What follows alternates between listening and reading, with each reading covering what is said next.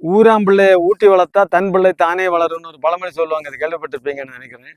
இங்கே பாருங்க, இதுதான் என் தோட்டத்தில் இருக்கிற தேன்பலா. பாருங்க நண்பர்களே, எவ்வளோ காய்ச்சி இருக்குன்னு. மக்களுக்கு நம்ம விதை கொடுக்கும் போதே இயற்கை நமக்கு எப்படி அள்ளி தருதுன்னு பாருங்க.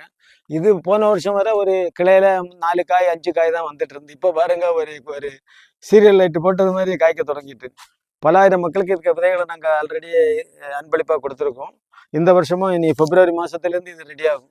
பல ஆயிரம் மக்களுக்கு கிடைக்கும். மேலேயும் நிறைய காய் நிற்கும். பொதுவாக நீங்கள் தவறாக நினைக்கக்கூடாது, நான் இந்த பழத்தை திங்கிறதே இல்லை. இதுக்கு விதைகள் எல்லாம் கீழே வரும். கீழே வரும்போது தான் எடுக்கிறது வழக்கம். நான் பல வீடியோ ஆல்ரெடி போட்டிருந்தேன் இதை பற்றி. இந்த தேன்பலா விதை வந்து கடைக்கோடி வரை போய் சேரணும் தான் எனக்கு ஒரு எளிமையான வேண்டுகோள்.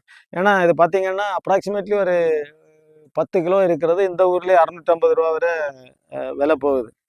அப்போ நீங்கள் கால்குலேட்டர் அடிக்காதுங்க, என் மரத்துக்கு கண் திருஷ்டி விழுந்துடும். அப்போ நீங்கள் கால்குலேஷன் பண்ணுங்கள் எவ்வளோ காசு கிடைக்குதுன்னு. எதுவுமே போடுறதில்ல பாருங்கள். எங்கள் ஊரில் எந்த ஃபர்டிலைசரும் ஒன்றும் கிடையாது. இயற்கையாகவே அதாவே வளர்ந்து அதாவதே வர்றது தான். இந்த மாதிரி இயற்கையோடு சேர்ந்து வாழ்கிறதுக்காக என் தோட்டத்தை நான் அர்ப்பணிச்சிருக்கேன்.